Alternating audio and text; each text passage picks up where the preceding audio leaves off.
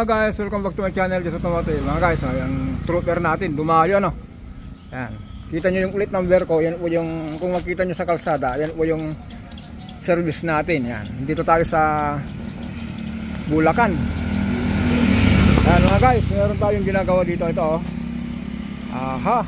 Yan. Para hindi natin makuha yung plate number yung ginagawa natin. Para naman, yan, waka magalit yung may-ari. Ayan mga guys. Meron tayong ginagawa dito na injector po ng 4GX1. Kung mapansin nyo po, yung o-ring po, ano na po siya, malutong na.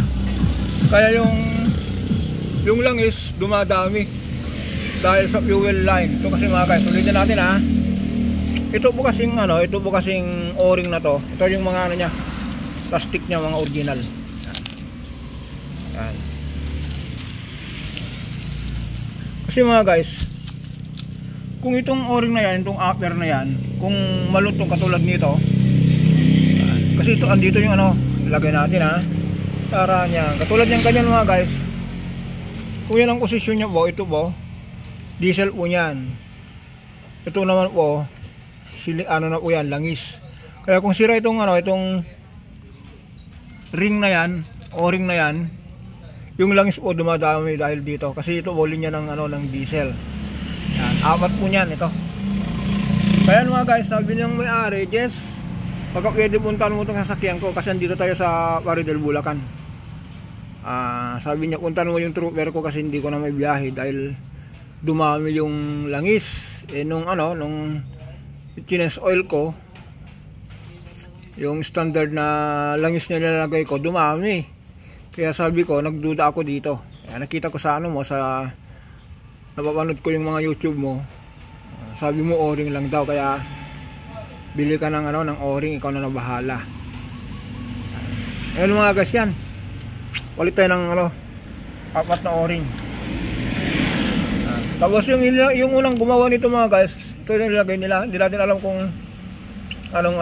Pero ang alam ko nito mga guys, yung kulay brown, injector ng ng Hyundai Starex. Yan. Dito po nilagay brown. Tapos itong durok na yan, ito po yan.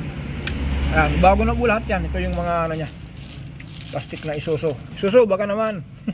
Dito na naman tayo. Kaya mga guys, antayin lang natin to. Meron lang akong pinabili kay sir na na pyesa. Kasi mga guys, minsan kung malam na yung takbo, yung walang power, kung ito po kasi operated po kasi ito ng langis yung sa sa fuel system.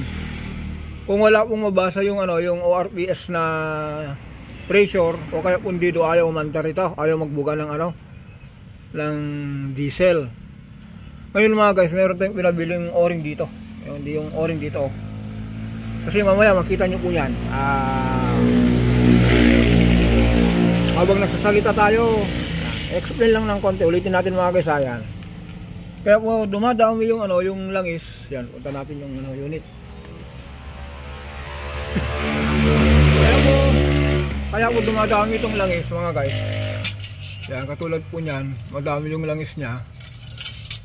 Kasi po, ito po andito yung yung sleeve. Kung yung sleeve mga guys, ganito po, ulitin natin. Kung yung sleeve po nakasaksak na ganyan, kaya katulad nito, nakasaksak dito. Kung ito po malutong, yung diesel aakyat, halo sa langis. Kaya tuwing nagsusukat kayo ng langis o kaya nag-gas oil kayo, nagtataka kayo, bakit yung langis ko imbes na magbawas, nagdagdag. Ito naging problema. Okay mga guys, mamaya antayin lang natin yung o-ring na pinabili natin dito. Mga guys, sabi ko nga habang nagkukwentuhan tayo, yan, dumating na yung pyesa. Ito po yung pinabili natin kay sir. Ito, tignan nyo po, nalusaw na po. Yan. Dito po ito. Yan. Ganyan po kaya sabi ni sir, nung ang problema po kasi nagamit natin dun sa dun sa isang ginawa natin yung ganitong o-ring. Yan. Pasin nyo po yung o-ring na yan wood. Kasi po, tanda ni sir, yung unang gumawa daw nito, lang daw, remedyo lang daw. Pero okay naman, tumagal din, kaya lang yan. Kung ito po, lumusot po yung ano, yung pressure ng langis. Ang magiging mangyari po niyan, lalabas yung langis dito. Ito itong ORPS hindi makapagbigay ng tamang sukat ng ano, ng pressure. Hindi magtatrabaho itong injector. Ayan. Ilagay na natin itong nabili ni Sir. Ayan. Ayan, dyan, dito po yan. Ayan. Yung dito, napalitan na rin natin yan, yung o-ring na maliit. May dala tayong mga lagay ng o-ring, yung mga original. Ito naman ang ilalagay natin dito. Kasi kanina, meron tayong oil filter dito na pang Toyota. Ang balak ko na sana mga guys, kaya pinutol ko na kung walang makuha kasi linggo ngayon. Puputulin ko sana ito tapos dudugtong kasi ano naman po yan, katulad ng ganyan. Eksakto sana po yan. Kasi kung linagyan natin ng silicone po yan, tapos inikpitan po natin, magsasalubong po yan. Kasi mako-compress po yan, bubuka. Ano po siya, mako-compress po yan. Hindi siya tatagas. Kaya buti na lang meron may eksakto. Kaya ito nakat ko na yan. Kasi si Sir meron silang Corolla small body na change oil. Yan. Anong nakita niya na itong sira, sabi ko yung oil filter pwede dito. Ilinabas niya.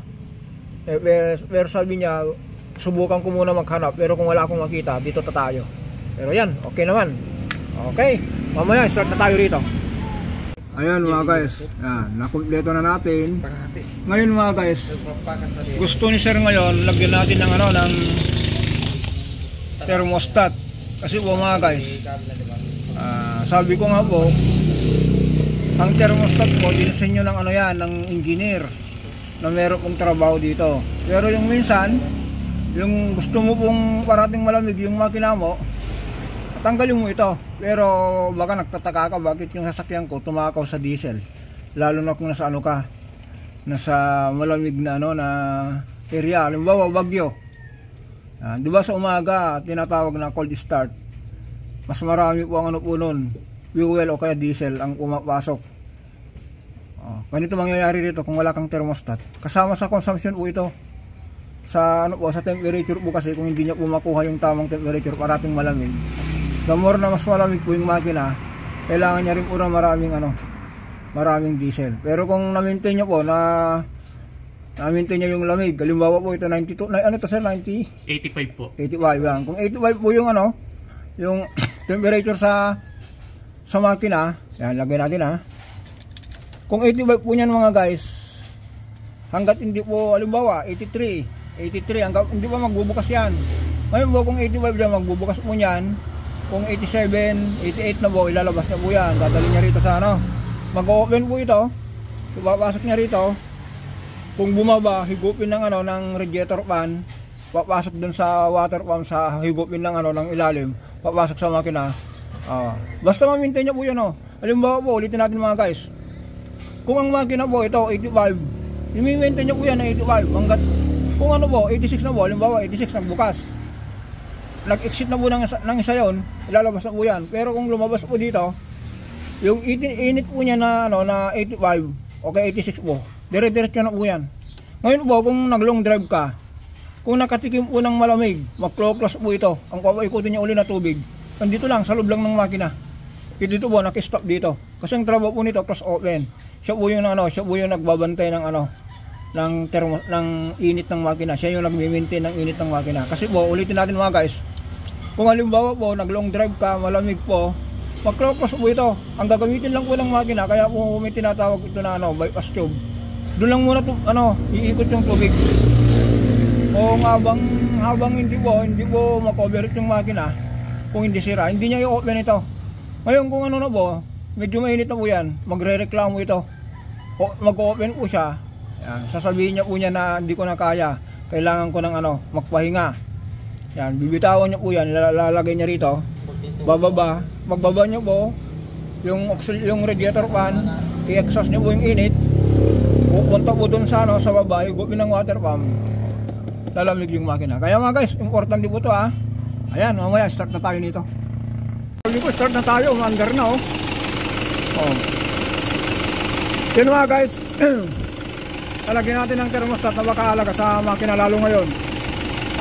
Hindi ko natin makita kung gaano katiba yung makina natin. Kung summer ngayon, kung naka-thermostat tapos ganito kainit na walang overheat, ibig sabihin mga guys, ang makina natin kondisyon. Pero kung walang thermostat, tapos malamig ang parang nag-overheat, meron problema ang makina. Kaya ngayon ito mga guys, lalong makikita natin kung ano, gaano siya katibay sa init.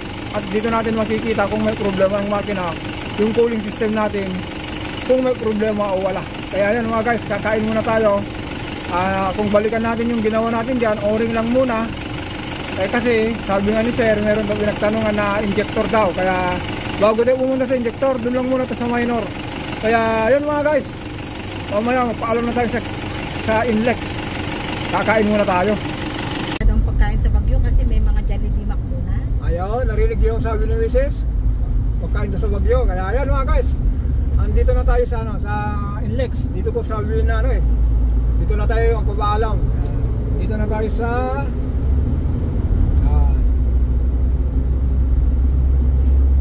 kaya mga guys, wala akong ibang sasabihin kundi wag paalam ng magandang hapon. Okay, kasi hapon, gabi sa mga ibang bansa, hapon, umaga. Kaya dito na tayo mga guys, expressway na tayo. Yun lang po ang ginawa natin doon. Dinayo natin dahil subscriber natin si sir. Sabi niya, nakita ko sa mga video mo, Jess, nagkawalit ka ng o-ring. Kaya yan, walitan ko nga yung sleeve o-ring ko dahil nagkahalo yung diesel at saka langis. Sana yun lang ang problema. Okay mga guys, ikat na lang tayo rito. Tawa na yung daldalan natin. Yung mga hindi pa nakapag-subscribe, please like and share. Bye bye.